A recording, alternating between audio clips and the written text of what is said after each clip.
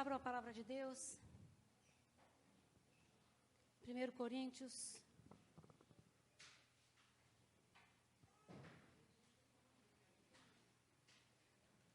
Capítulo 15.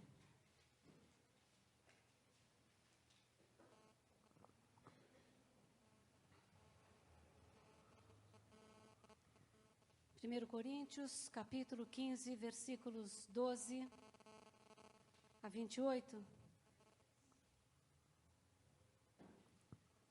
Ora, se prega que Cristo ressuscitou dentre os mortos, como dizem alguns dentre vós, que não há ressurreição dos mortos, e se não há ressurreição dos mortos, também Cristo não ressuscitou. E se Cristo não ressuscitou, logo é vã a nossa pregação e também é vã a vossa fé.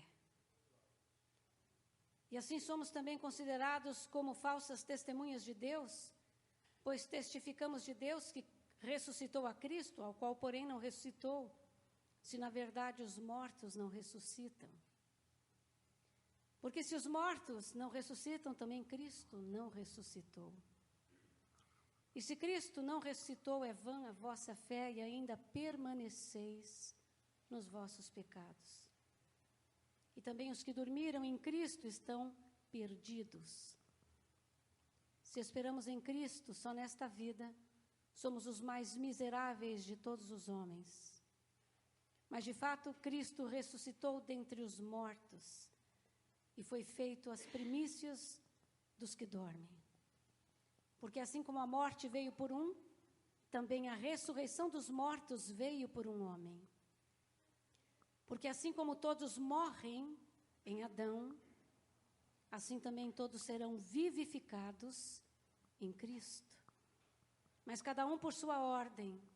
Cristo as primícias, depois os que são de Cristo na sua vinda. E depois virá o fim, quando tiver entregado o reino a Deus, ao Pai, e quando houver aniquilado todo o império e toda a potestade e força. Porque convém que reine até que haja posto todos os inimigos debaixo dos seus pés. Ora, o último inimigo que há de ser aniquilado é a morte. Porque todas as coisas sujeitou debaixo dos seus pés. Mas quando diz que todas as coisas lhe estão sujeitas, claro que se excetua aquele que lhe sujeitou todas as coisas. E quando todas as coisas lhe estiverem sujeitas, então também o mesmo Filho se sujeitará àquele que todas as coisas lhe sujeitou, para que Deus seja tudo em todos. Queria que você orasse.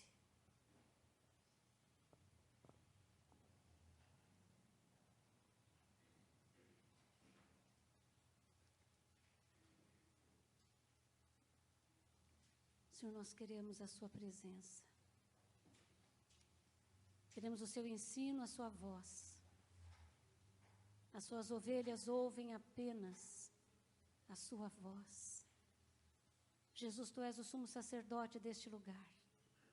A pedra angular de esquina, o Redentor, o Deus e o Rei. Eu oro para que o Senhor nos abrace com esta palavra. Que o Senhor proteja aquilo que estamos ouvindo, que possamos reter a sua verdade, para que ela nos transforme e se manifeste através de nós. Abençoa-nos, em nome de Jesus. Amém. Porque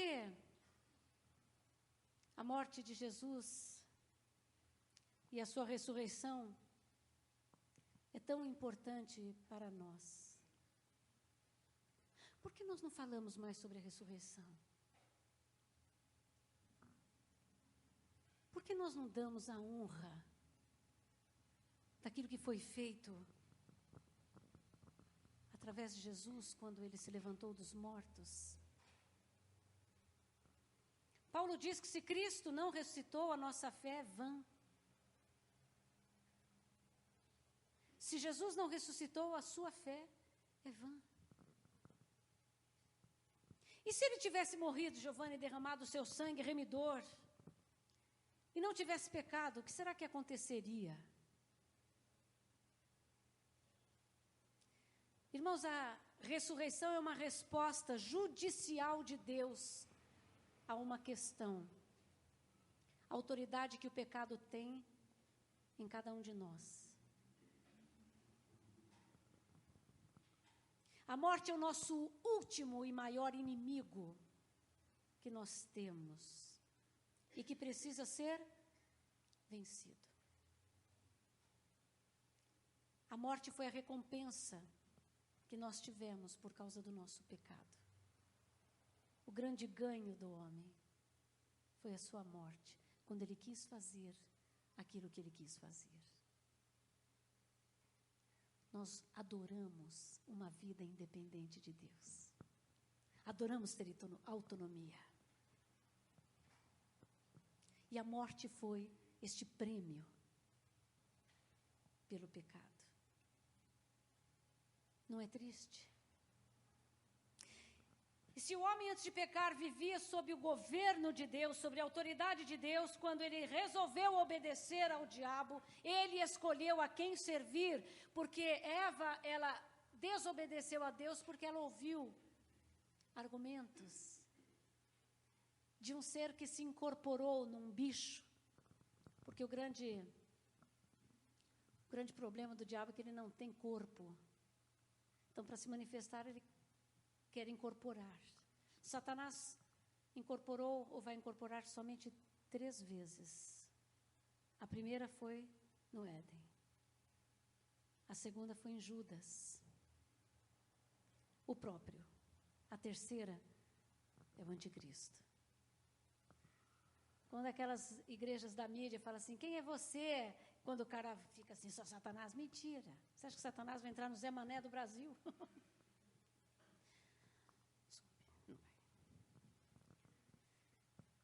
Então, ele se colocou sobre a autoridade de Satã, e Satã é o rei dos mortos. Ele não vive. Você entende? Ele está morto. Como que ele está morto, Giovana? Porque morte nas Escrituras é um estado. Não é um fato. O que significa morte pelas Escrituras em teologia? Significa que eu não tenho comunhão com Deus, que é o quê? Vida. Se eu não tenho comunhão com Deus, se eu não tenho aliança com Deus, eu não tenho aliança com a vida, eu estou morta. Por isso que nós estamos mortos nos nossos delitos e pecados. Você está aí, filho? Então, todos estão sob o reino da morte. Todos morreram. E a morte passou para todos os homens através de Adão, que é o nosso tronco. Portanto, irmãos, reino tem a ver com autoridade, com quem manda. E o mundo jaz no... O que é jazer? Morrer. O mundo está morto no maligno. Tudo morre, se já não estiver morto. Um dia um aluno me perguntou assim, mas professora, como é que Deus pode mandar alguém para o inferno? Deus não mandou você para o inferno, nem ninguém manda para o inferno. Ele deixa somente a pessoa no estado que ela está. Se ela vive na morte, ela não pode vir para a vida, a não ser que ela faça as pazes com a vida.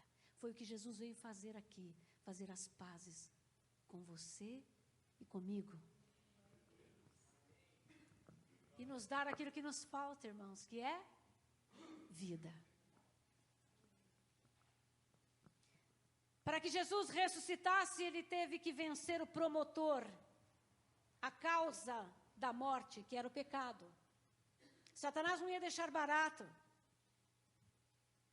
E graças a Deus, quando Jesus desce ao inferno sem pecado, não tinha do que ser acusado. E ele ressuscitou porque ele não tinha pecado algum. Agora você imagina se encarar aquele ser dentro do inferno e falar assim, Satã, eu quero que você veja a minha vida e me acuse de algum pecado. Satanás pegou a ficha corrida de Jesus, irmãos. Não. Puxa, não. Jamais alguém sairia do Hades, do lugar de sofrimento, para uma vida, se tivesse pecado. Você me ouviu? Então a morte não conseguiu retê-lo, e a ressurreição foi um golpe horroroso para o diabo e todos os seus demônios, e para o reino do Hades, e para as trevas, e para tudo aquilo que morre. Foi algo que ninguém esperava. Glória a Deus. Ao terceiro dia, Glória a Deus. Aleluia. ele veio com um corpo glorioso. Irmãos, quando eu estive no túmulo de Jesus, historicamente, aquele era o túmulo de Jesus que está no jardim do Getsemane, não é aquele túmulo da outra igreja, enfim. Eu vi exatamente o corpo de Jesus onde ele estava. É uma pedra enorme que foi José de Arimateia, o senador honrado, acho que foi o único, último, e acabou. Dá uma risadinha. Aí ele comprou aquilo para Jesus, deu a Jesus, e quando eu entrei, foi tão interessante a vida naquele lugar. E tem uma porta que você entra e depois você sai de uma câmara e volta. E quando você está voltando para sair, estava escrito em inglês: ele não está mais aqui.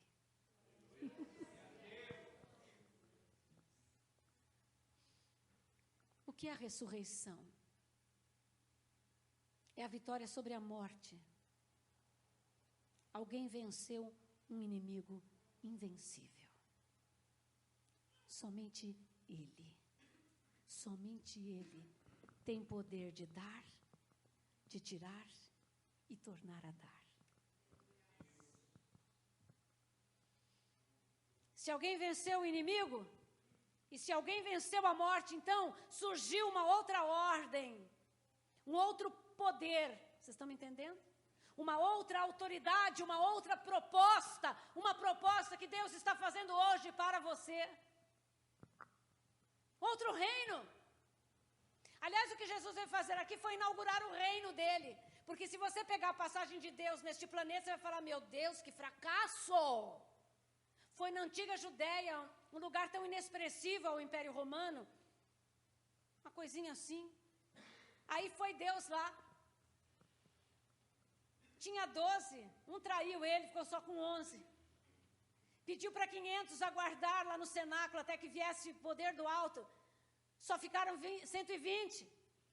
Só os 120 que ficaram no cenáculo orando e crendo na promessa, receberam algo maravilhoso, um som, um vento. E de repente todos começaram a falar em línguas de fogo. E as pessoas que estavam além do templo começaram a ouvir todos eles falando na sua própria língua.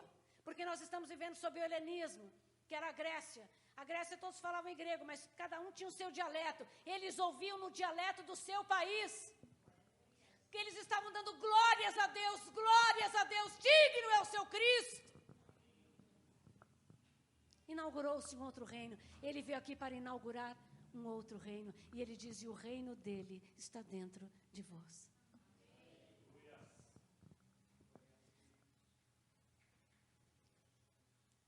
Este reino é o que está estabelecido aqui. O reino da vida. Bem-vindo à vida.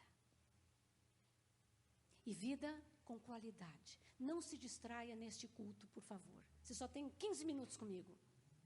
Não é possível que em 15 minutos a gente fique assim, parece crente ventilador, né? Quem quer morrer? Se alguém pudesse te dar a vida eterna, você falaria: eu quero. Quem quer morrer, irmãos? O inferno é uma realidade, viu?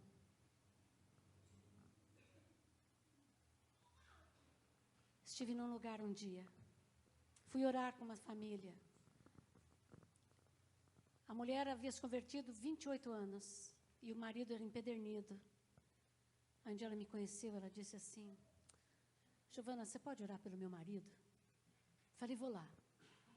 Ele era um senhor duro de coração. Entrei numa casa bonita, lá no Itaimibi. Começamos a conversar. Eu comecei a falar com aquele homem. Ele começou a chorar. Ele falou: eu quero o que você tem. Nós oramos, ele se converteu. E de vez em quando ele me ligava, minha mãe mora perto de lá, e você vinha orar comigo? Você vinha orar comigo? E um dia eu fui orar lá com ele, na casa dele, depois da sua conversão, todo mundo estava muito feliz, e eu tenho mania de apagar as luzes para orar. E quando eu apaguei as luzes, eles estavam numa escadaria que tinha na casa, e eu estava num lugar onde tem um piano. Quando eu falei, Senhor Jesus, uma casa tão linda, mas se o Senhor não estiver aqui, ela não passa de um barraco. Irmãos, teve um terremoto lá dentro da casa. Tudo caía das paredes. Aquela família se uniu, gritou, ficou lá naquela escadaria, e eu vi a força do inferno. Porque aquele inferno tinha que sair de lá, porque agora um outro reino estava entrando. E aquela casa estava agora sobre uma outra direção.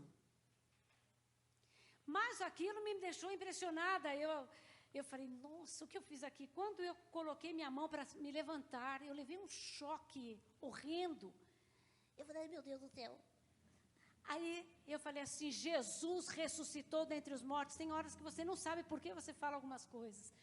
Quando eu falei sobre a ressurreição de Jesus e que ele era vivo, todos aqueles seres que eu tive uma visão na hora, eu vi todos aqueles seres indo lá para baixo num porão que eles tinham. Um após o outro, eram muitos. Eu fiquei tão estarrecida, aí eu acendi a luz e falei assim, amém? Aí a menina, claro que eu não ia para o porão. A menina falou, Giovana, eles estão no porão. Eu falei, aonde que eles estão no porão? Que porão? Não tem porão aqui. Ela falou, tem um porão lá. Ela falou, você vai lá no porão? Eu falei, vou. Aí fui eu lá no porão. Eu fui no porão, irmã, minhas pernas faziam assim, porque eu nunca tinha tido um contato tão real com as forças infernais. Eu era uma menina, eu tinha me convertido há uns 10 anos, sei lá. Quando eu estava descendo, era uma escadaria enorme que levava a um porão. E eu comecei assim, e tudo tremia. Falei, meu Deus, meu Deus, meu Deus. E eu já entrei lá, daí falei assim, Senhor, me dá intrepidez. Quando eu entrei, falei assim, o Senhor Jesus ressuscitou e vocês não têm mais lugar aqui. E aquele negócio era um porão enorme, bonito aquele lugar lá. E quando eles começaram, eu comecei a declarar, eles começaram a sair, aqueles seres, como se você estivesse para uma piscina indo, mergulhando nas trevas, todos. Aí a família desceu, ela falou, Gi, vamos nos ajoelhar aqui e adorar a Jesus? Quando nós estávamos adorando a Jesus, a porta do porão se abre e entra uma luz. Era tão branca que ela era até lilás. Nunca tinha visto isso. E lá nós ficamos aos pés do Senhor. Porque a vida estava entrando lá. A vida tem que entrar no lugar onde você está.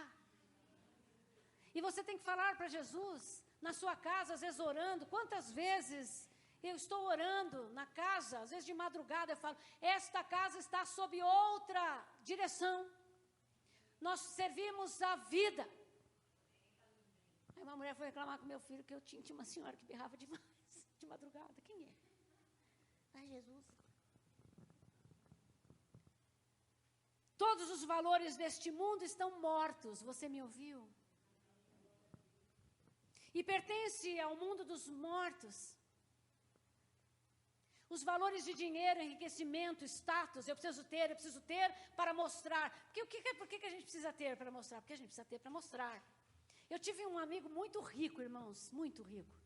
E ele tinha um Gol, que eu falei, você não quer trocar? Ele falou, não preciso disso. Meu carro, eu preciso ter porte de arma para andar no carro, Giovana. Eu falei, por quê? Porque meu carro é uma bomba, ele falava. Daí ele falou assim, mas onde eu ponho ninguém rouba. Eu falei, mas você tem tanto dinheiro. Eu falei, então, eu comprei um carro legal para minha esposa. O que eu preciso mostrar para quem? Para quem, Giovana?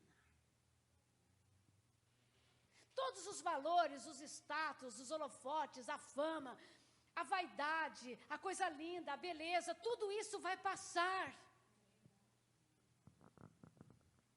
Hoje a Sueli estava no Serete, ela falou que Jesus mandava ela olhar as meninas que estavam correndo, todas lindas com o celular assim. E Jesus falou, olhe para elas, veja se o olhar delas tem esperança. E ela falou, nenhuma. E Jesus falou, pregue, ore.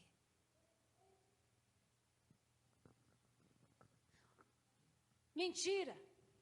Tudo que nós vivemos aqui é uma grande ilusão, é um embuste, uma mentira. Porque quando nós vamos passar deste lugar para o nosso verdadeiro lar, você vai ver se sobra alguma vaidade, ou se você vai pensar em outra coisa que não seja alguém que você ama, e é Jesus. Por isso, para nós passarmos do reino da morte para a vida, nós temos que nascer outra vez. Todinho. Não é uma reformulada, Jesus vai te dar uma maquiada, você pode ficar como você está, vamos fazer campanha para enriquecimento aqui na igreja, vamos fazer a casa pernambucana das bênçãos de Deus, vai ter bênção, tem que passar, abrir num portal aqui, se você passar, abrirão as suas portas, você tem que tocar na coisa vermelha. É tanto lixo religioso, tanto lixo que não transforma ninguém. Nós temos que nascer outra vez. Jesus não vai reformar nada. Jesus vai dar tudo novo. Quando você sabe que você nasce outra vez? Quando a vida de Jesus começa a se manifestar naquele que crê. Quando um garoto que fala muito palavrão, de repente falou algum palavrão, você fala, nossa, que coisa ruim. Deixa eu guardar meus lábios. Quando você vai mentir alguma coisa, você fala assim, nossa, agora eu vou. Não dá. Não consigo mais. Eu nunca vou me esquecer, o pastor Silas Moloshenko, lá em Perdizes, disse assim que a empregada dele falou para ele que havia nascido outra vez. E ele perguntou para ela, como é que isso? Pastor, eu varria a sua casa, colocava toda a sujeira embaixo desse tapete aqui. Hoje eu não faço mais isso. Ele deu tanto glória a Deus, irmão. Sujeira não pode ser colocada embaixo. Tem que ser aspirada pelo sangue, né? Essa vida de Jesus vai te dar uma perspectiva tão diferente. Um novo caráter, uma nova natureza em você. A gente começa a sentir vergonha daquilo que a gente fazia, vestia, era, falava, tudo fica esquisito. Isso é possível, viu? Diga, eu sei que é possível. A ponto de você começar a sentir que você é uma nova criatura. Todos aqueles que estão em Cristo Jesus, nova criatura?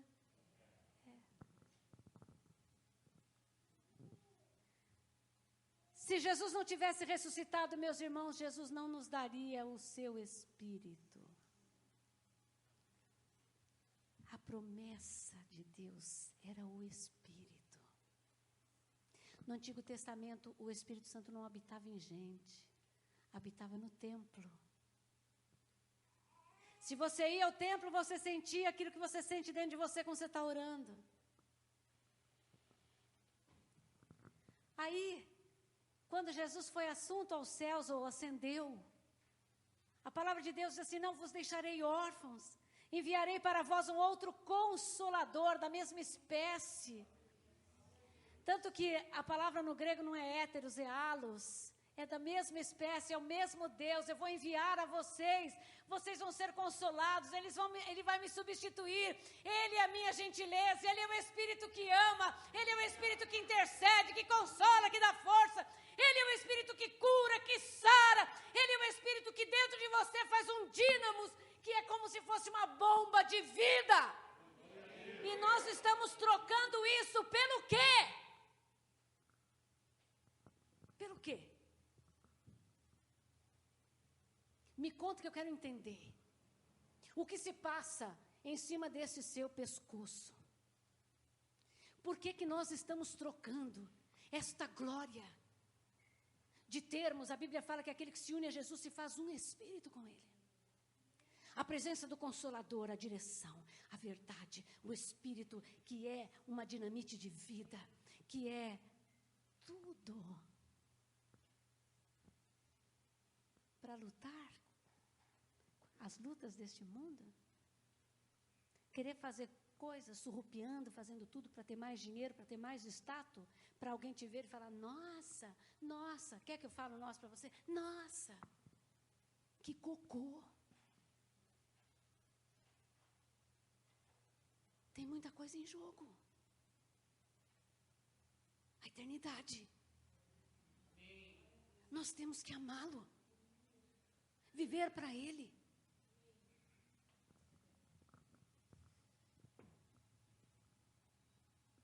Se Ele não tivesse ressuscitado, o Espírito não seria introduzido em minha vida nem na sua. Como eu posso passar da morte para a vida? O que é batismo, irmãos, nas águas? Batismo é quando você se identifica. Como que Deus fez para que o meu pecado pudesse estar lá em Jesus e eu falar para você, está lá, ó. Porque Jesus, Deus, Ele teve um meio. Quando você se batiza nas águas, você morre para tudo que era seu e morre para este mundo. Este mundo está lá. E você ressurge para Deus. Temos que ser batizados. Que Jesus me promete? Ressurreição. Jesus é o seu fim. Ai, que lindo. Ele é o seu fim. Quando você está num leito de morte, uma pessoa que é de Jesus, sempre a pessoa tem Santo Agostinho, já te contei essa, né? Mas vou contar outra vez. Se você já ouviu, você faz assim com a blusinha, bonequinho não ouviu. Santo Agostinho, no seu leito de morte, ele havia falado o seu livro sobre confissões. É um tratado teológico. Aquele homem conheceu a Deus. Ele era um prostituto, um safado. Wesley Safadão era safadinho perto dele. Aí, ele teve um encontro com Deus tão grande, que um dia ele sai do palácio. Ele era um homem riquíssimo. Estava um inverno horroroso. E a prostituta, que era amante dele, ia atrás dele, ele nunca mais atendeu ela. E quando ele estava indo para a igreja, ela pegou no casaco dele, tirou o casaco, ele olha para trás, ela fala, Agostinho, sou eu! Ele olha para ela, mas não sou mais eu. E ele tem um encontro com o Senhor. E ele faz esse livro, Confissões, que fala sobre o céu, que fala sobre a deidade de Jesus. E ele está no seu leito de morte, todos os seus companheiros, os monges, estão do lado com aquelas velas. E quando ele dá o seu último suspiro, aquela presença. Mas aí Agostinho volta por alguns minutos. Quando ele voltou, ele falou assim, só queria vir aqui, pedir a Jesus, para dizer a vocês que tudo que eu falei dele é palha. Porque ele é muito mais maravilhoso.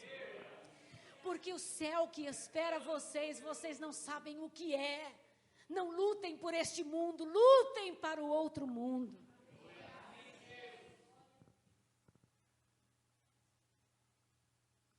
Quando ele ressuscitou, ele acabou de derrotar o poder da morte. Se ele derrotou a morte em você, não tem como você ficar preso a nada. A nada. A nenhum vício, a nenhuma paixão, a coisa alguma. Você pode declarar libertação com relação ao seu passado, a perdão que você deve dar a pessoas, aquilo que está sendo ruim de você administrar, você pode declarar que você é livre, porque se você foi livre da morte, o resto é periférico.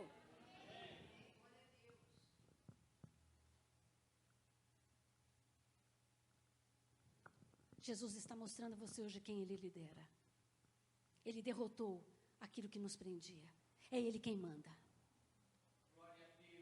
Ele quem manda. Você pode dizer toda hora, venha o teu reino. Ai, que delícia. Você está lá no seu trabalho, você fala, venha o teu reino.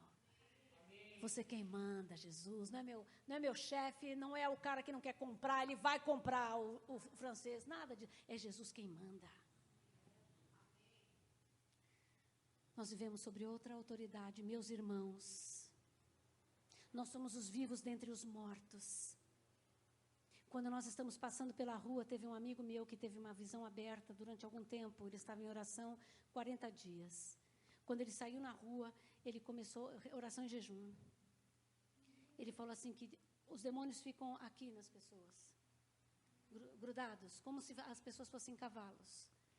Mas os filhos de Deus, eles têm uma aparência tão grande. Ele falou, é tão lindo, Giovanni, tem luz.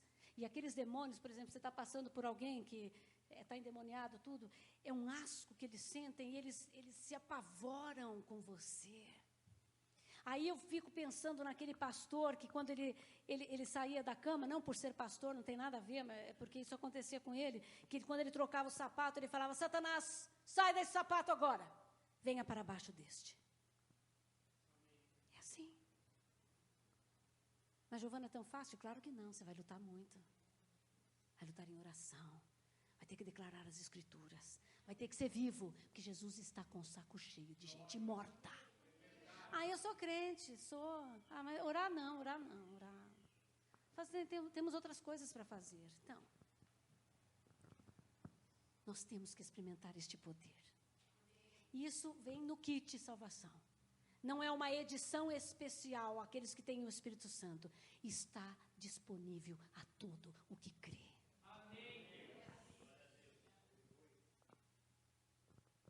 Hoje eu gostaria que você falasse, onde está o morte? O seu aguilhão. Na sua casa, nas áreas de conflito, chegasse onde está o seu aguilhão, onde está a sua vitória.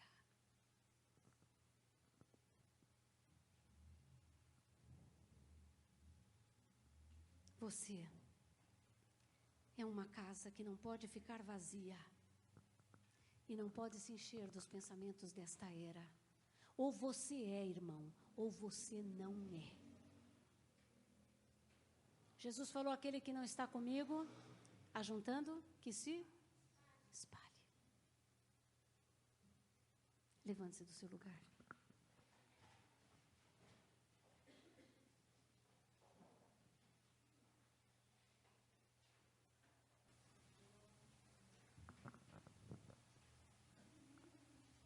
Feche os seus olhos.